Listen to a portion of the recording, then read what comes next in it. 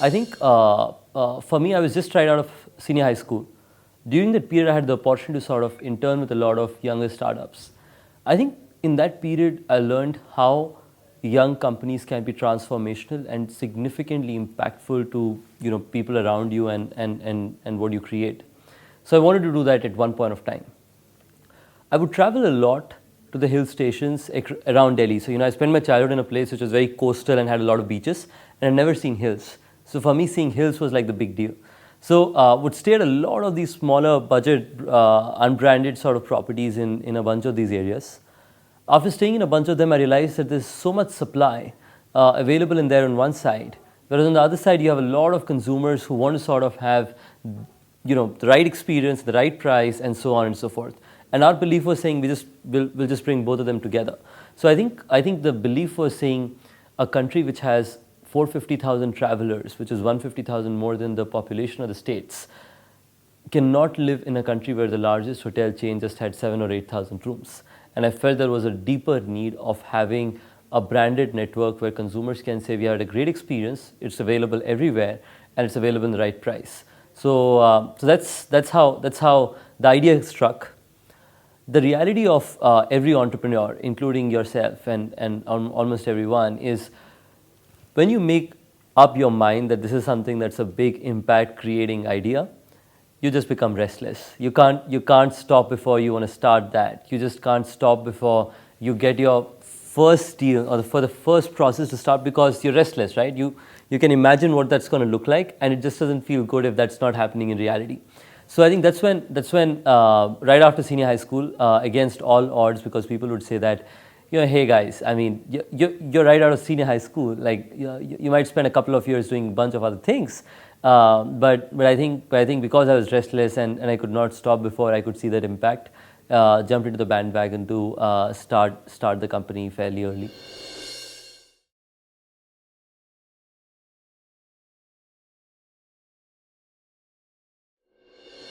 So I think very early, every entrepreneur starts doing everything, right? So you start. So I was the guy who was the housekeeping guy, to the engineer, to the sales guy, to everything at the business. What I realized over time is you can't create everything yourself, right? Like you're not the person who's while your benchmarks are really high, which means that you always believe that you're the guy who can do it the best. But one thing that you learn sooner than later is the single most important thing that you do as you build a great company is build a great team around yourselves. I think the reason why OYO has been comparatively successful over the last year and a half of our existence is because we've recruited possibly the smartest talent this country has ever seen in a startup, maybe equivalent to sort of the best startups in this country. I think it is tough because of two major reasons. One reason being you as an entrepreneur, your benchmark is really high. And the second thing is to bring other people and sort of give them the ownership of doing things and taking decisions is generally tough because it's something that you deeply, deeply care about in every sort of execution standpoint.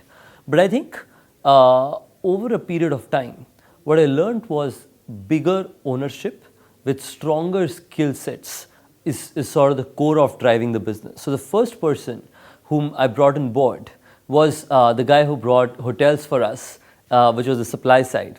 I think what I learned was I was very good in housekeeping the hotel, making sure I get the product right and sell these to users. But I realized that getting more hotels was really tough because I didn't understand how does the process run.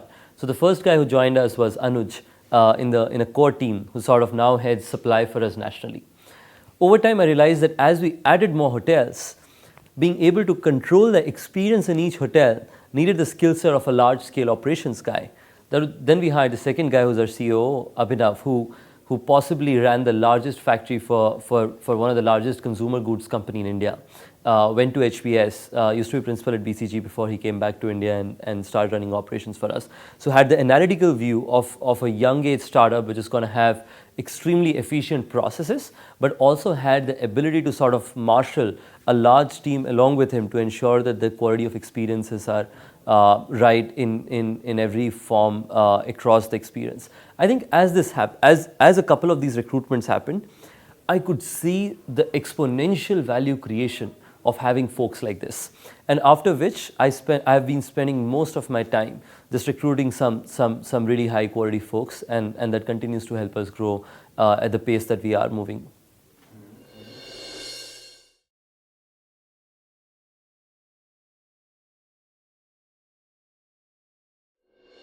I think very early, so just taking 2 steps back actually, when I felt I needed to enable an online marketplace where people can come and reserve accommodations, I started, online was the word it started with, right? So you wanted to make sure that it was available for users to book. So I started building the web product. When I started building that, I realized that it requires far more detailing than you would expect before you started creating it. So one of the questions that came to my mind, which sort of literally changed the way I thought about it, was what's the checkout time? I had not stayed at a lot of hotels and hence did not know what was the standard checkout time until then. And I felt if I ought to create a thought leader in this space and I don't know what's the standard check-in time, am I building the right business? So I think that was the time where I felt that to solve the pain point, it's extremely important to feel the pain point, and great companies globally have been created by entrepreneurs who had a personal pain point which then got solved at a broader scale. So I think for a couple of months, I had a little bit of savings for a year and a half because I had interned with a lot of younger companies, which I took, and literally I would wake up every day and stay in a new bed and breakfast, service apartment, guest house, etc., for a period of 4 to 5 months. I think during that period of 4 to 5 months, I continued building and launching various versions of our website, which is where a couple of users, because of referrals, started booking with us. During this period, what we realized was most of these users would come back to us saying, how can we have a more predictable, standardized experience? Because sometimes we have a really good experience and sometimes we have a really bad experience. How can we make sure that the bad ones can be slowly eliminated out of the experience so that we can use you over and over again? Which is where I felt the first advantage or requirement was making sure we standardize our experience and make sure that we consistently keep it over and over again. The hotel owner was making a lot of money and a lot of other hotels wanted to partner with us. So we wanted to make sure somebody could come in and bring more hotels for us.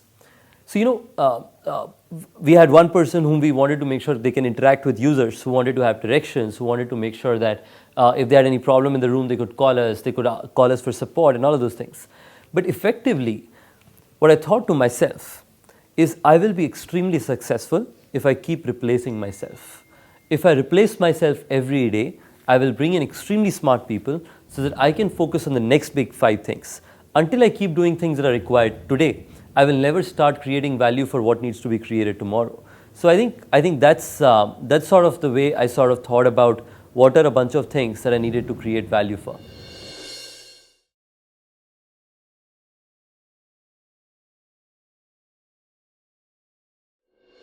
So I think one of the things that I've deeply believed in is sort of saying you should always work towards replacing yourself. Because if you replace yourself, you can be thinking about the next big things instead of doing what's required today.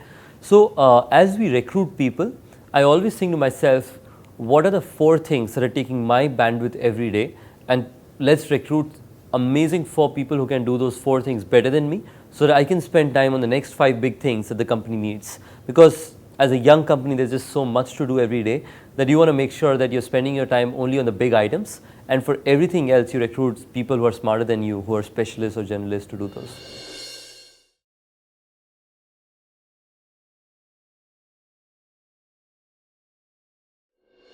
So 4 people, 1 person to bring more hotels, 1 person to ensure consistency of quality of experience, 1 person to ensure that the product was moving in the right direction, and 1 person to ensure that the engineering was doing well.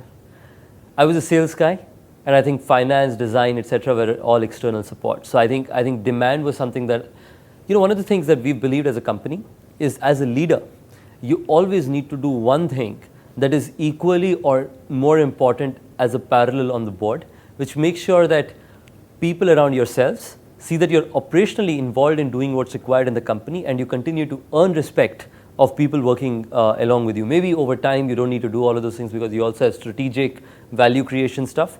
But I think at least in the early to mid level of the company, it's important to make sure everyone has a very, very large operational ownership, so that you can all work together shoulder to shoulder.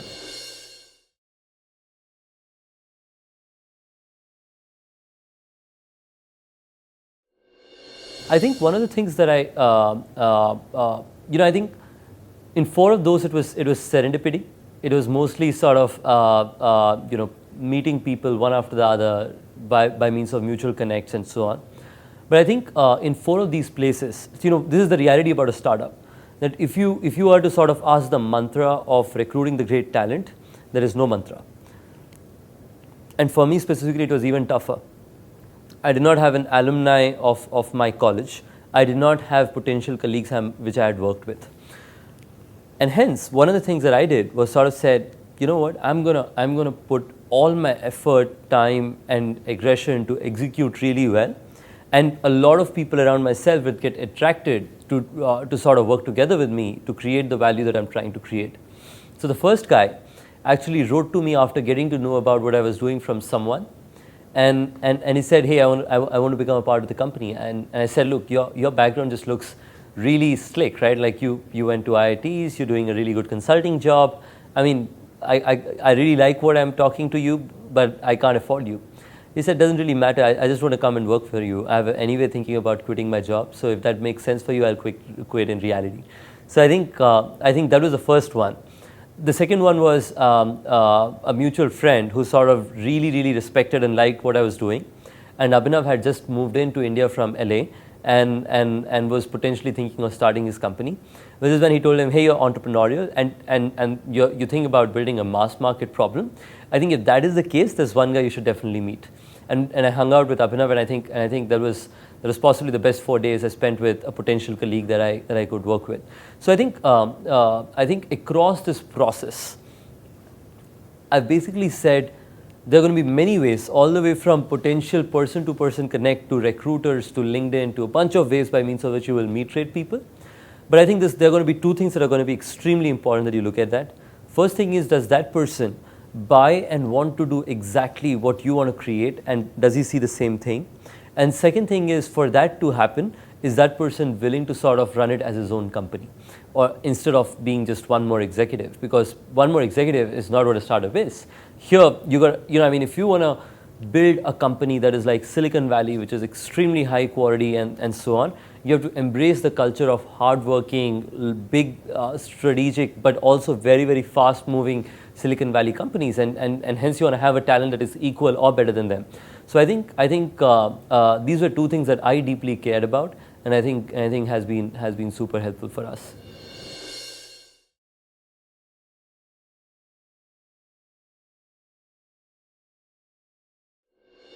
I think as an organization, at the pace in which we are growing, every 6 months it changes. So we call something that's called organization 1.2, 2.0, and now we are creating the organization 3.0. The basic is making sure that it's flat. It's tough because you're as an organization you're large, but at the same time you've got to keep it flat, because the real reason why you're growing and you're being so successful is because everyone works together to sort of solve for the same common problem. To build that, which is flat structure, it's important to make sure everyone as an organization is aligned to the long-term vision. Once that's there, you can sort of always keep creating formats and structures to enable that to solve. As a part of creating structures, one of the things that we deeply care about is over-communication. You always have an option as a larger organization to sort of work in your silos, right? But it's important to make sure that you keep that away, do the hard thing of taking your team along and making that a part of your company culture, of making sure that over communication is in the DNA of the company instead of just being one more thing in the company. So I think that is something that we've deeply cared about, and that has been one of the reasons why, irrespective of having recruited leadership execution folks, geographic heads, mid-level folks, and all of those things, we still have an organization which works flawlessly in the form of making sure that the folks right at the entry level can work with the CEO, But at the same time, most of the time, we're spending time on strategic and long-term value creation.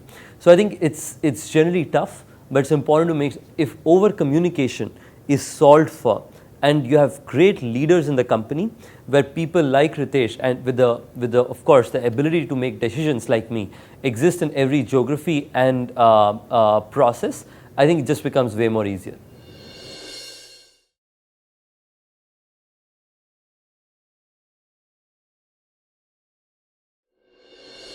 I think it's mostly been just entering a completely different scenario, right? I think going from one hotel to 40 hotels was for the first time we were starting to have multi-hotels. So the organization needed to be a little different. From going from one city to 20 cities was multi-geography. So it was important to have geographic teams around yourself. And with that geography turned out a lot of process-oriented folks that you wanted to have. When that happened, we realized that from 30 to 117 geographies will need a massive scale. For that scale to come, you need to build a great technology team. As you reach 117 geographies, you're at a significant scale, and you saw you had problems like those of process, Six Sigma, long-term ability to sort of ensure unit economics. I think that's when we've now started bringing people who are very strategic in nature, who can sort of take long-term issues and sort of run with it for the next 2 to 3 years. So I think more often than not, it's been stage shifts for the company that have been symptoms for us to potentially bring in a completely different organization to sort of create the value. Because one thing that we believe is, if we are trying to create possibly the world's largest hotel network here from India at OYO, it's like the people whom we have around ourselves are never going to be enough to create that. You're always going to need better, smarter, more people around yourself. Those people are going to come and push you in various directions. Maybe some of those are going to be good for you and some of those are going to be frictional. But net, both of these things are going to take you to potentially being the world's largest hotel network, which is a lot of potential problem solution and impact that you solve around yourselves. And that's what we are all here for, isn't it? So I think that just keeping that focus in mind enables us to sort of always keep thinking, broadening our vision around the kind of people that we want to bring around ourselves.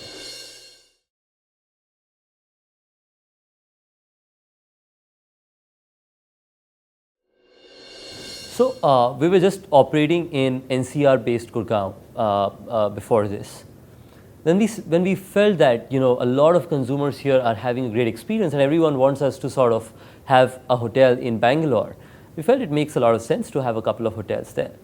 So we went to Bangalore and felt we'll recruit someone in there to potentially create and manage the hotels there. And we saw that when you're operating in multiple geographies, every day you need to take a different decision.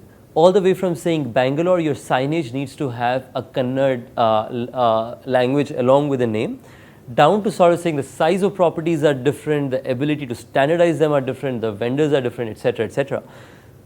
Because the challenges that we saw in that city, I felt to myself that if I continue solving just what's happening in Bangalore, I'm never going to be able to launch Mumbai. Because every city that we operate in, while some of the metrics are going to be similar, but there are a lot of other decisions which are going to be incremental, but those are going to come every day. And you want to make sure that you have leaders similar to your ability to make big decisions in those places to make sure that you can launch so many more important cities at the same time, which is when we started searching for somebody who can come in and head Bangalore for us. And after that, it just became a trend that before we launched the city, we used to hire the head for that city, make sure that they are culturally inclined with us by working in the central offices for a while, and then they go to the city and continue operating from there.